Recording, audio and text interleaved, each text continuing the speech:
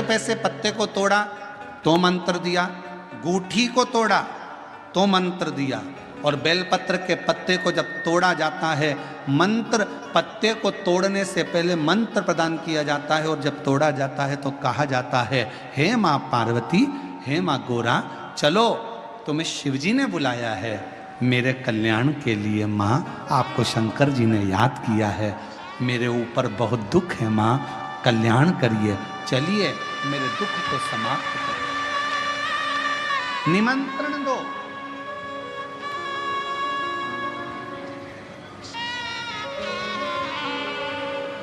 पहले नंबर पर क्या देना है बेलपत्र के पत्र को तोड़ने से पहले? जम के बोलो, मंत्र। दूसरे नंबर पर क्या देना है बेलपत्र के पत्र को चलने का? जम के बोलो, निमंत्रण।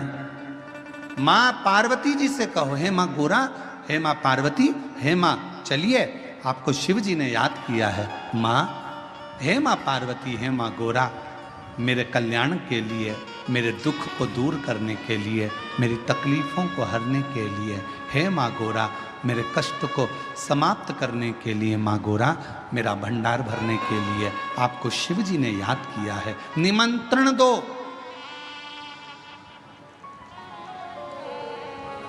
लेकर आए, फिर गूठी तोड़ी, फिर मंत्र दिया, ओम। अब गुरुजी ने पूछा कि तुमने मंत्र दिया? नहीं। तुमने निमंत्रण दिया? नहीं। तो फिर तुम्हें क्या हक है कि बेलपत्र का पत्र तोड़ो? शिव महापुराण की कथा तो कितनी बड़ी बात कहती है, बेलपत्र के पत्र को सीधे पेड़ में से तोड़ कर लेकर आना चाहिए।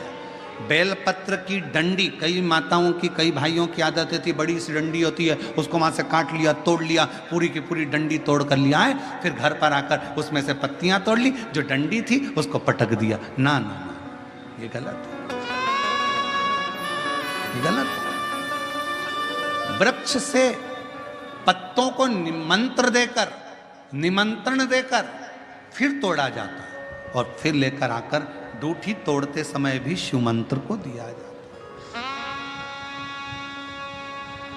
मंत्र, फिर निमंत्रण, फिर दूठी तोड़ते समय फिर मंत्र, फिर ओम नमः शिवाय, ओम नमः शिवाय,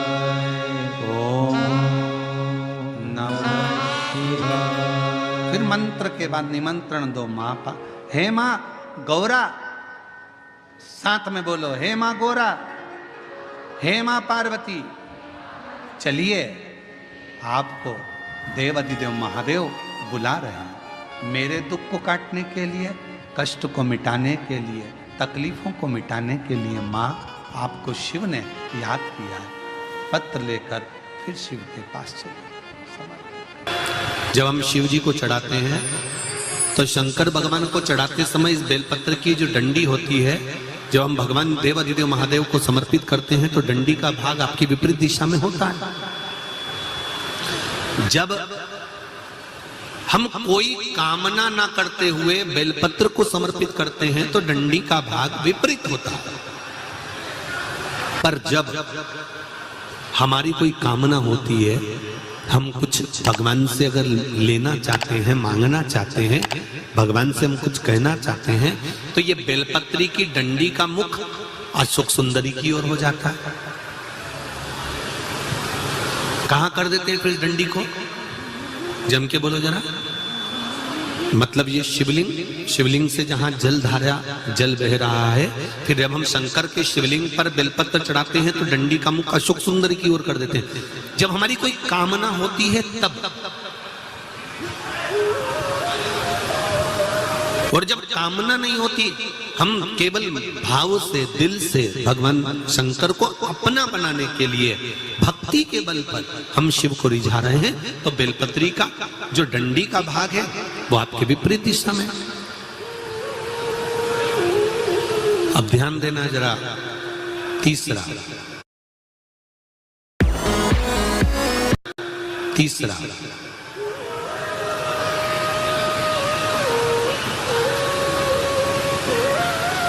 शंकर भगवान को जो बेलपत्र चढ़ती है वो उल्टी चढ़ती है। सब लोग ऐसे ही चढ़ाते हो ना? अरे बोलो तो जम के। मतलब ये जो चिकना चिकना सा भाग है ये शिवलिंग की ओर होता है, ठीक है। पर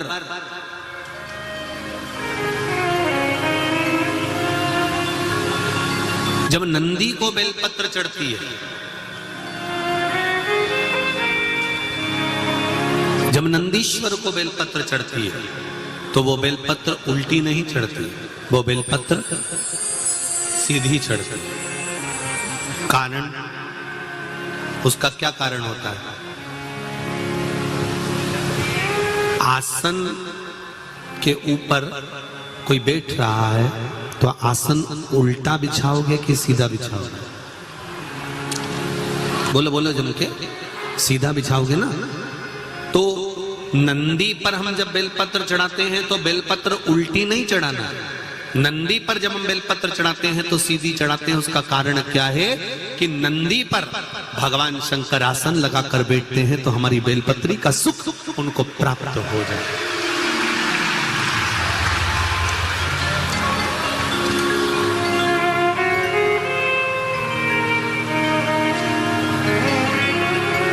हमारी बेलपत्री का सुख भगवान शंकर जब उस पर विराजमान होए, आसन लगाए, उस पर बैठे तो उसका फल हमको प्राप्त,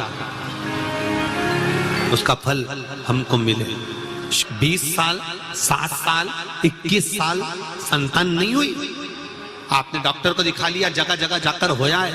अब एक काम करो, सफेद आंकड़े की जड़ तो मुरुका जी का नाम लेकर 21 बार शिव जी के मंदिर में शंकर जी पे से घुमाकर कमर में उसी मंदिर में शंकर भगवान का शिवलिंग देखकर बांधो, रजस्वला धर्म के साथ में, और उसको कहकर बांधो, सारे डॉक्टरों के पास होकर आ गई हूं, तू ही बचा था। मैंने सारे सहारे छोड़ दिए, बस तेरा सहारा सब छोड़ दिए, अब कुछ नहीं बचा, अब केवल तू बचा है। और मेरा विश्वास कहता है कि तू जब सारी दुनिया का सुख दे सकता है, लक्ष्मी जी की गोद में गणेश दे सकता है, तो क्या मेरी गोदी नहीं भर सकता है? मेरा विश्वास कहता है कि तू ही देगा और तेरे दरबार से ही मिलेगा और कहीं नहीं, कहीं नहीं।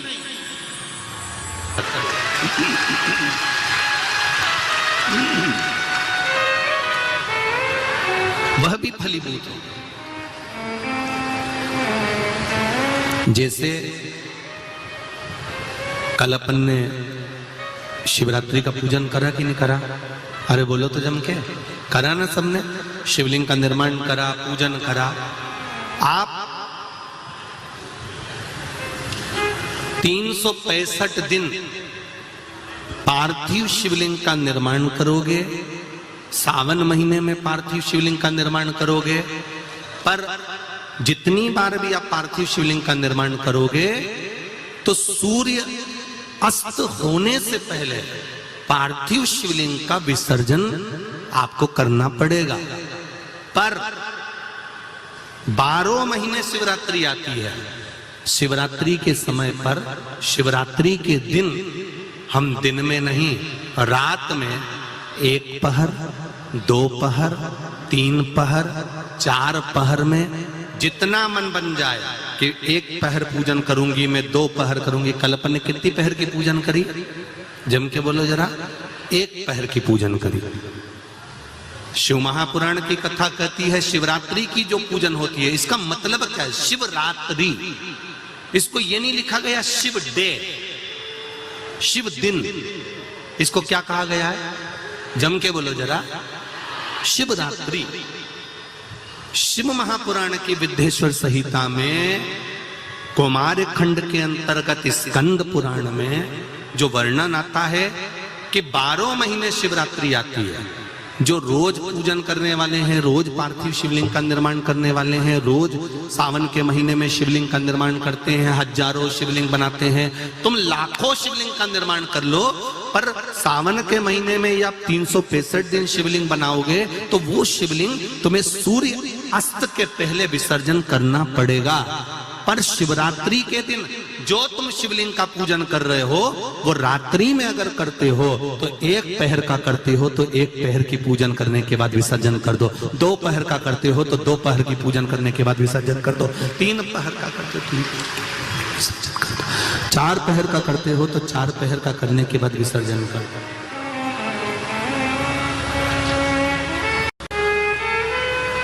उसकी महत्वता शिवरात्रि से। कई लोगों के मन में संशय जाग जाता है कि गुरुजी सूर्य अस्त के बाद क्या हम शिवलिंग की पूजन कर सकते हैं, क्या विसर्जन कर सकते हैं? तो पहले तो अच्छे से समझ लो कि तुम सावन महीने की शिवरात्रि की पूजन कर रहे हो। रात्रि लगी हुई है उसमें कि रात्रि को ही होगी और रात्रि को ही विसर्जन होगा।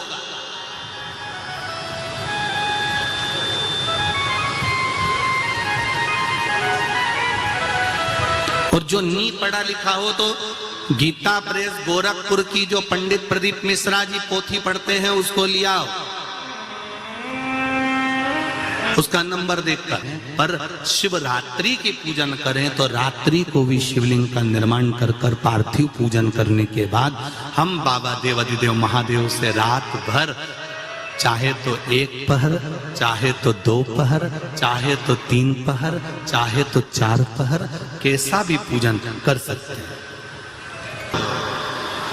और तो भी मंजिल तक, लक्ष्य तक नहीं पहुंचे हो तो देव ऋषि नारद ने कहा कहीं अगर शिव महापुराण की कथा श्रवण करने को मिल जाए तो दिल लगाकर, हृदय लगाकर 7 दिन, 9 दिन, 11 दिन, जितने दिन की शिव महापुराण की कथा मिले उसको निश्चित समय पर एक आसन पर बैठकर उसको श्रवण कर एक बेलपत्र शंकर भगवान को समर्पित कर देने से भी मंजिल तक पहुंच सकते है।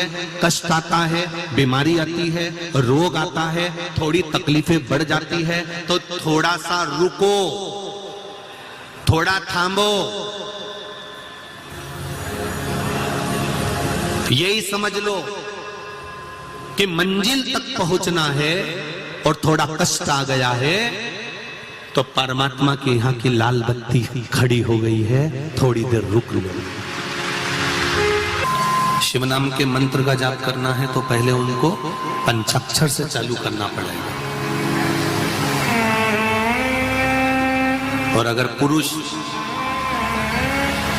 भगवान शिव के मंत्र का जाप कर रहा है तो उसको षडाक्षर से चालू करना पड़ेगा। समझ लेना जरा अच्छे से एक बार हो, जिससे हमारे से कोई गलती ना हो जीवन में। पंचाक्षर मंत्र सब बोलो जरा एक बार। नमः शिवाय, जम के बोलो, ठीक है। अब माताएं जब मंत्र का जाप करती हैं तो यहां से चालू करती हैं, जो अभी आपने बोला। पुरुष जब भगवान शिव के मंत्र का जाप करता है तो षडाक्षर मंत्र से चालू करता है, ओम नमः शिवाय। माताएं जब भी चालू करेंगी नमः शिवाय, ओम नमः शिवाय, नमः शिवाय, ओम नमः शिवाय। अब पुरुष करेगा कैसे?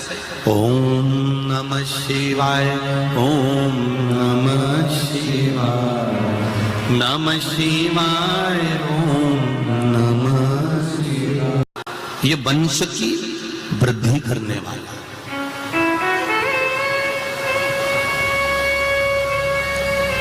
एक और बात अच्छे से समझ लो, किसी का अचानक एक्सीडेंट हो गया,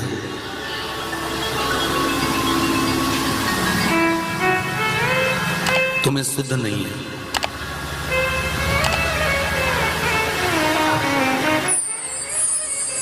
तुम्हें भान नहीं है, स्मरण नहीं है, और सूचना मिली तुम्हें अचानक कि एक्सीडेंट हो गया है और जीव बड़ा तकलीफ में है। घर के लोगों को अगर मालूम पड़ा है कि एक्सीडेंट हुआ है तो मेरा माताओं से निवेदन है उसी समय पर 5 या 7 बार पंचाक्षर मंत्र का जाप करना प्रारंभ कर देना चाहिए।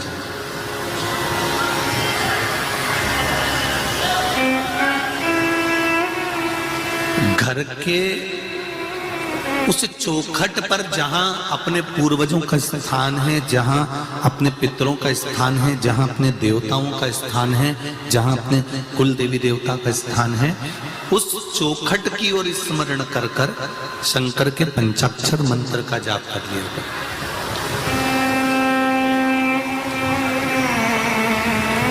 ये निश्चित है कि काल की घड़ी से महाकाल उसको निकाल कर वापस ले आएगा, ये निश्चित है। हाँ, जिसकी आ गई केवल एक मुझे व्रत का फल है। भगवान शंकर ने उत्तर दिया, नहीं पार्वती सुनो, 33 कोटि देवता में केवल एक शिव जी कहते हैं, केवल एक मुझे लोग पशुओं का देव भी कहते हैं, पशुपति नाथ भी कहते हैं। उसका फल मैं तुम्हें बता रहा हूं। पार्वती, शिवरात्रि, प्रदोष, सोमवार की अष्टमी, श्रावण, भादो, कुंवार, कार्तिक, चातुर्मास, ये जितने भी बड़े बड़े व्रत साधन जो आते हैं, इन साधनों में मनुष्य तो व्रत करता ही है, संत, साधु, सन्यासी, तपस्वी तो साधना करते ही हैं, पर साथ में मान लो कोई श्वान है, कुत्ता है, कोई जीव है, कोई जंतु है, और मालूम पड़े कि आज शिवरात्रि का दिन है या प्रदोष का दिन है या सोमवार का दिन है, और वो सुबह से उसको कुछ भी खाने को नहीं मिला, भूखा है, प्यासा है,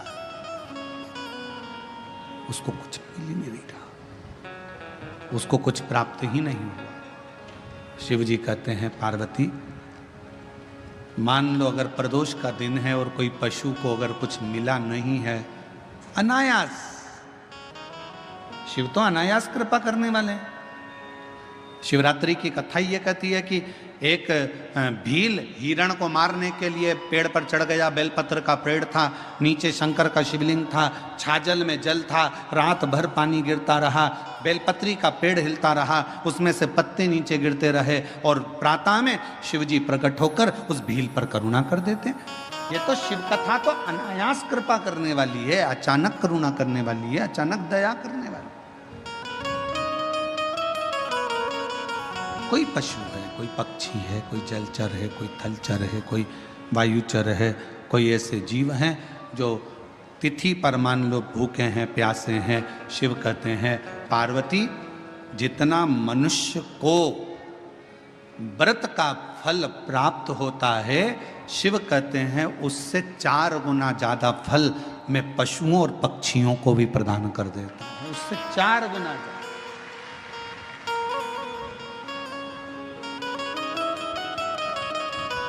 उसको पशुपति नाथ कहते हैं।